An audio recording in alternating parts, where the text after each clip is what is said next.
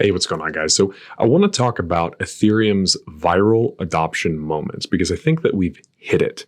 And I don't think that there's a lot of people that have actually picked up on it as to what it is. I'm also going to go into a little bit of technical analysis at the end of the video. So you want to stick around for that. That's going to be there. But let's talk about the narrative. So a lot of people, it seems like, they're very confused as to what Ethereum is. Half of them sit there and they say, oh, well, they want to find some sort of a buzzword because like Bitcoin, it's got the digital gold and it just rolls off the tongue so easily. But Ethereum doesn't really have that in the same sense. And everybody seems to argue about what it is, right? What Ethereum is, it is the foundational security layer of the internet. It functions like a bond essentially to secure the Ethereum network. Now, what does that mean, right? It means that Ethereum's value is driven by what we build on it, not by how many fees collect, right? So it's not a company, guys. It's not, people like to compare it to its PEA ratio is ridiculous. It's not a company. The internet, for example, Cisco Systems values the internet $20 trillion, but the internet doesn't collect any fees. So where does it get its value? It's what's built on top of the internet that actually gives it value, which is the same for Ethereum. So now let's get into the viral adoption that I'm talking about, and that's going to be layer twos. So I don't think anybody actually understands the implications of layer twos. It's not just about scaling in the sense of, oh my gosh, we can do more transactions now. And I had this realization whenever Coinbase launched their base token. And what they are doing is they are building an entire ecosystem on their very own layer twos. And companies love ecosystems. Think about Apple, right? Apple builds their own ecosystem. I can't get away from my MacBook. I mean, I'm stuck to it. My phone, it transfers things so easily. And so what companies are starting to realize is that, I can build my own layer 2 on top of Ethereum. I can leverage its security, right? And I can customize that layer 2 to my specifications for regulations. If I'm a bank, Sony, they're launching their own layer 2 blockchain. There's a reason that they're doing that. And they're going to build out an entire ecosystem that they're going to be able to make money off of. A lot of people are talking about, they claim that the layer 2s are parasitic. It's ridiculous. A website isn't parasitic to the internet. It complements it. It makes the internet better. It makes it actually function the way that it's supposed to. Layer 2s are going to allow growth like we have never seen before. Reason being, okay, so how are you going to get grandma? How are you going to get Nana, right, onto the blockchain? Bring her on to Uniswap and tell her, well, this is how you swap your Social Security money, grandma. That's ridiculous. It's not going to happen. What's going to happen is big companies like BlackRock, JP Morgan Chase, they're going to build their own layer 2 and they're going to build an ecosystem out on it. And then by default, overnight, you're going to have something like 50 million users on Ethereum, because the second that one of these big companies like Chase, Wells Fargo, Sony, whoever, they bring their entire client base with them. They bring their trust, right? So Sony or JP Morgan, they have a certain amount of trust with their clientele, and then they start launching their own wallet, and they just practically instantly onboard everybody, and they don't even know that they've been onboarded onto the blockchain because everything's just going to be so streamless. It's just going to flow. And this is why it's the checkmate moment, is because all the biggest companies in the world are picking Ethereum to build on. They're not picking all these alternate layer 1 tokens. They're picking Ethereum, and they're going to bring their existing client base with them. And as soon as those launch, you're talking hundreds of millions of people, if not a billion people, coming onto Ethereum very, very quickly. I've heard people for a long time say that, Ethereum needs its app moment. What's its thing for this cycle? Like last cycle, it was NFTs. Everybody got all excited about those. But what everybody's not realizing is it's layer 2s. The big thing this cycle is companies realizing, like Sony has, like Coinbase has, that they can build their own layer 2, customize it however they want, onboard all of their existing customers onto Ethereum. You know, I mean, if you think about the S curve of adoption, hardly anybody actually uses Ethereum right now. But you onboard all these companies' existing users, right? We're like right here on the S curve, right?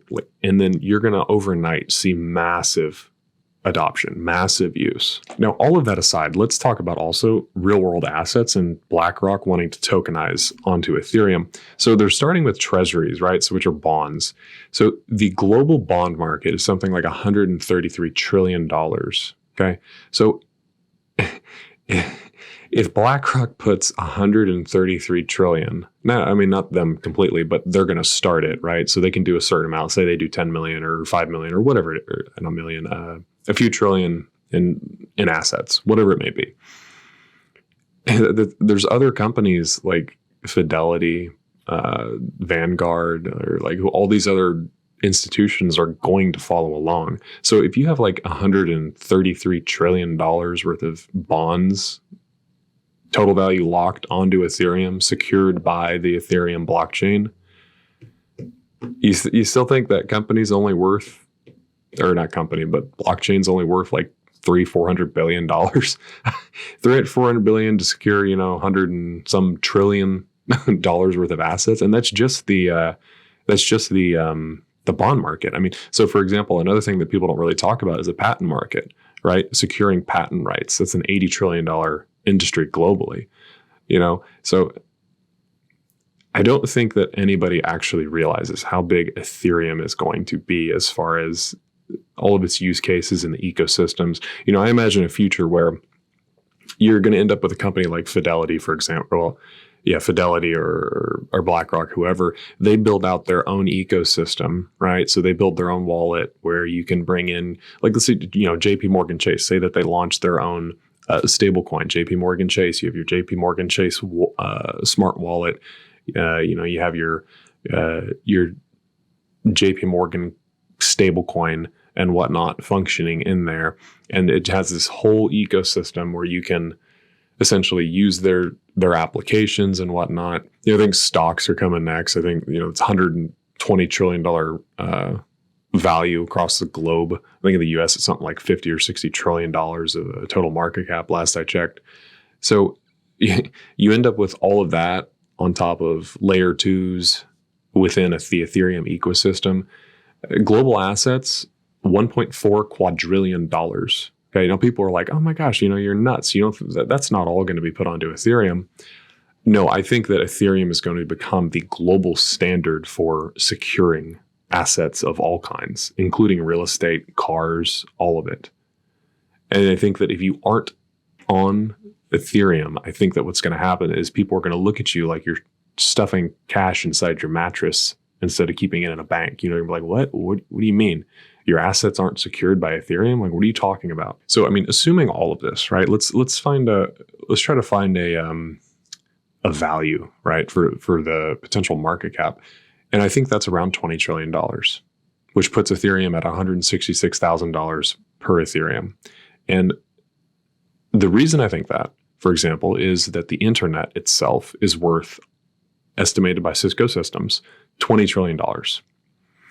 So if you believe that, right, now if the internet doesn't actually secure anything. It doesn't act as a security layer to anything. It's just a network where you have, websites and things of that nature. So what happens when you have essentially the internet, but now it's securing actual real world value? Now, how much is it worth? So I think like at full adoption, bear case is like $20 trillion.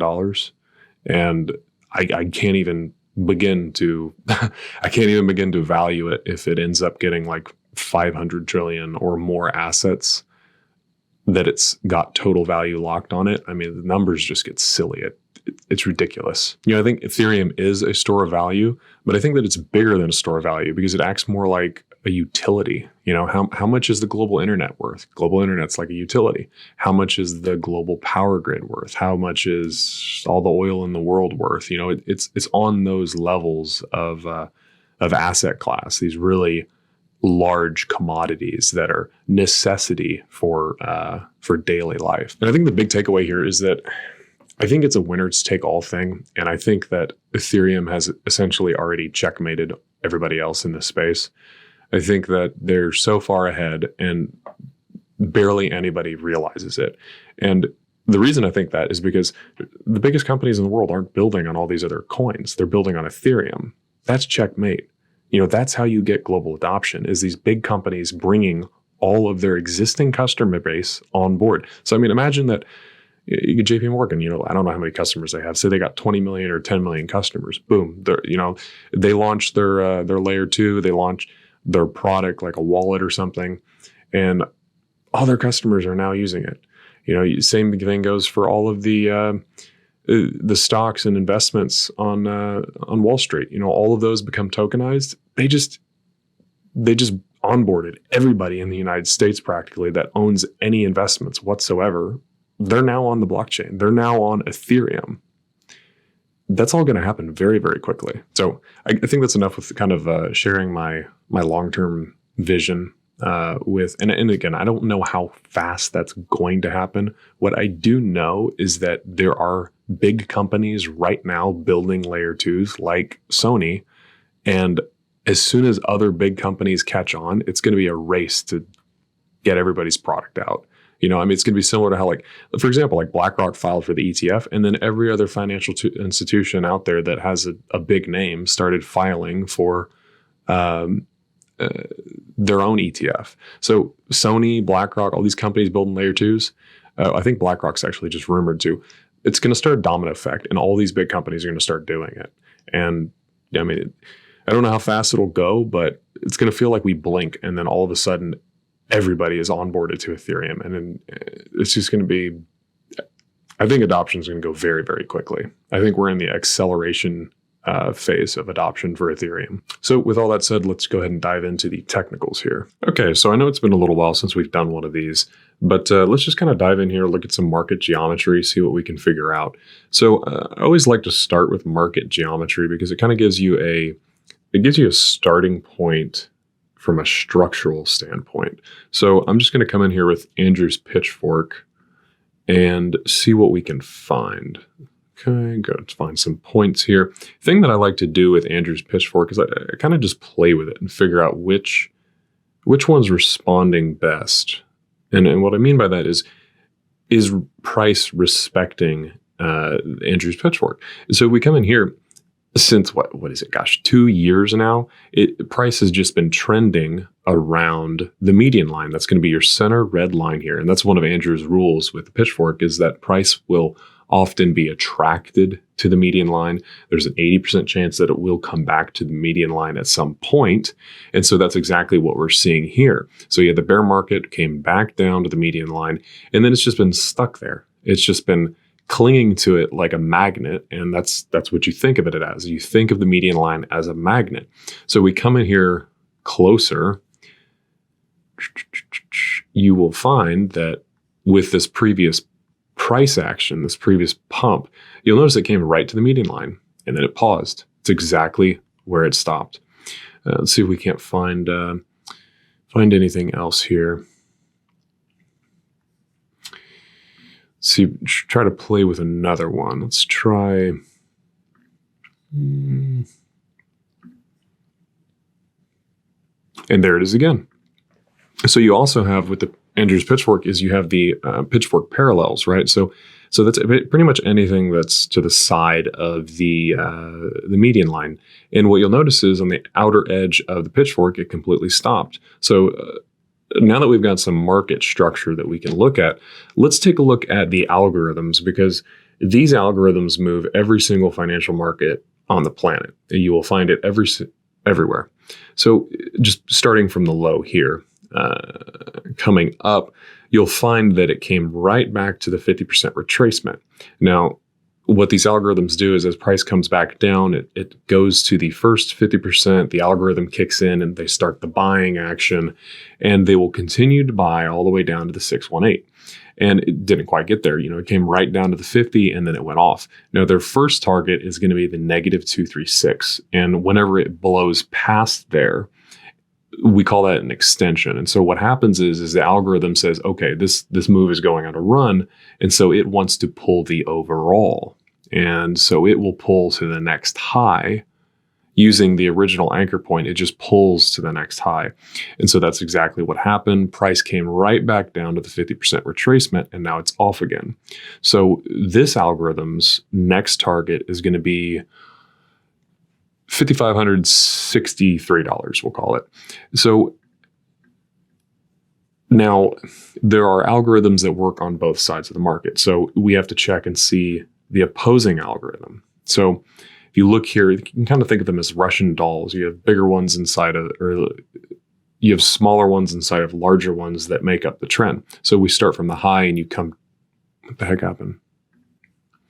If you start from the high and you pull down, right, you can see that it wicked through. So it's already flipped this algorithm, because whenever, as price is coming up through the 50, it comes through the 618. Once it gets to the other side of the 65, that algorithm is going to flip. So what that means is that as price pulls back, you're going to find that if it gets back here, it doesn't have to come back here yet. But what you will find is that another algorithm kicks in and it begins to buy the 50 here. And it will continue to buy all the way down to the 618. And then its smaller target is going to be up here at the negative 236. So let's see if we can find another reason as to why price stopped. So looking over here to the right side of the screen, you have what's called the volume profile. And essentially what this shows you is a lot of people are either used to seeing volume based on time. So you had X amount of volume within a day. What volume profile shows you is it shows you volume by price. And so you can think of this as an area of price acceptance, meaning that you have this high volume node here. What you're seeing is you're seeing an area where price lingered for a very long time because traders accepted it there. They liked it within that price range. And so what you will find is that when price hits a low volume node, that those will act as resistance. And that's exactly what happened with this most recent run up. So looking over here to the right, you'll notice that volume really drops off. And I would peg it at 30. The most amount of resistance would be at 3,600. So if we come over here to the right, I am just going to, okay, so it looks like it topped out right at 34, we'll call it 3460. And you'll notice on the volume profile, that's right where the volume starts to really drop off. So there's not a lot of price acceptance right between, we'll call it 3,500 to 3,800. So that's going to be a little point of resistance. And you can also kind of see that with the market structure, meaning the candle bodies. So you'll notice over here on the left side of the screen, price came right up, it paused, it broke through, came right back. And you notice how the candles respect this area. They pause there, they turn around. You come over here, you can see how it broke above it briefly, but then it comes right back down. Over here, it starts to come up. It pauses because it's getting into that low volume node, came way down, came right back up to it, stopped again because it's a low volume node. There's not much price acceptance there. Now, if it moves through the low volume node, you've moved into a territory of lack of price acceptance. So it either stops or it's going to move through that area very, very quickly and find an area where price is accepted. Okay, so I just switched us down to the daily time frame here, so the chart looks a little bit different. But I always like to start at a higher time frame, and then I move lower in time frames to get a more zoomed in view. I like to see big picture first, and then we can move on in to kind of examine it further. So first thing that I'm noticing here is the trend, right? So, and what I mean by trend is I'm talking about the EMAs.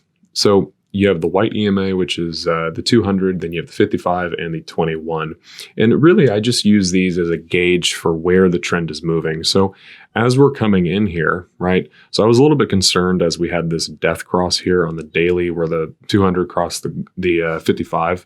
So that's typically a very bearish sign. You don't want to see that after a halving typically.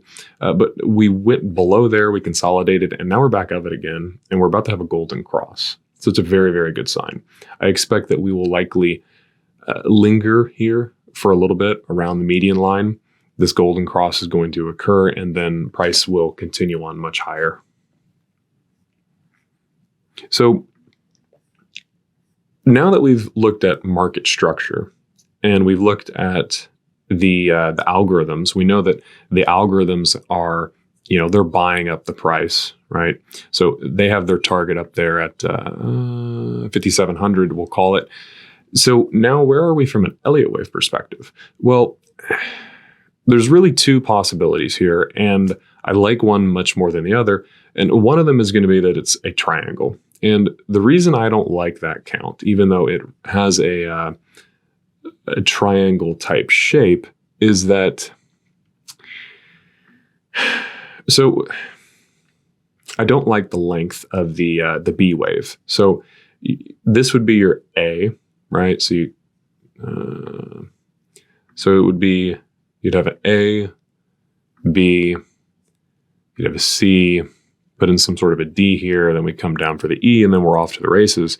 The reason I don't like this is because how extended in time the B was. It just doesn't feel like a triangle. I would have expected the B to have been somewhere around here, about half the length that it is.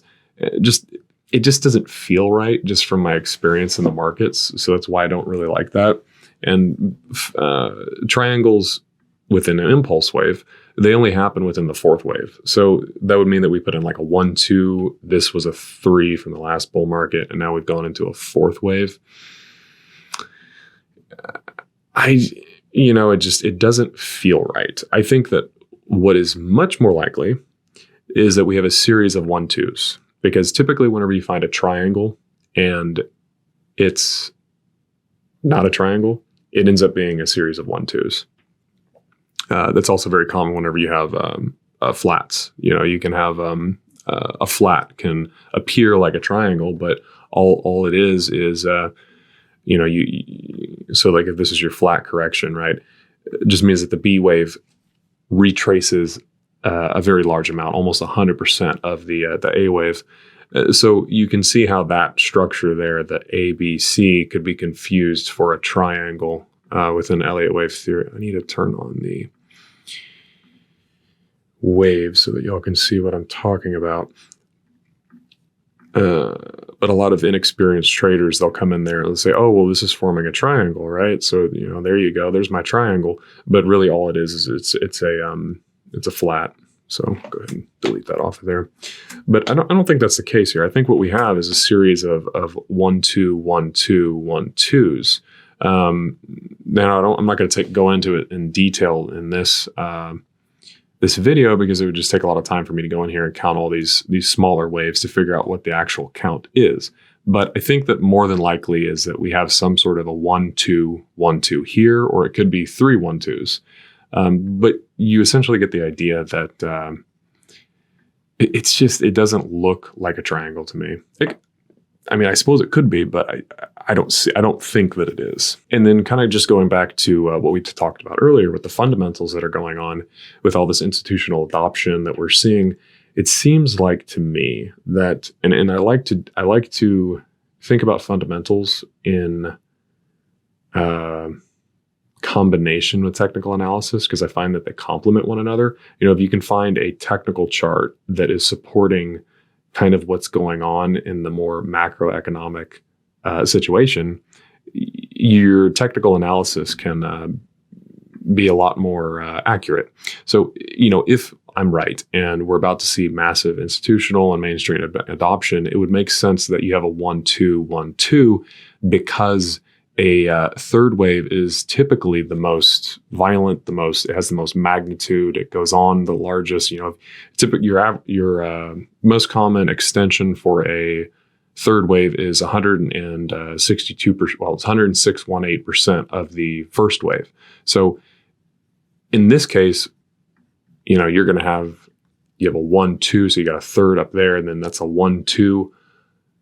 And then this one would be a 1-2 of that one's third. So you can see how the third wave would be very extended. So I'm saying 1-2, and y'all are probably getting confused there. So what I mean is that, like, if this is your 1, 2, 3, 4, 5 structure, you're going to have a, remember what I said about Russian dolls. So that means that you've got a 1, 2, right? And so then you have a 3, 4, 5 to make up the third wave. So let's say that this is the 1, 2, right? So there's your 1, 2. So then this one in the lower degree count would be a 1, 2 of the higher degree third wave.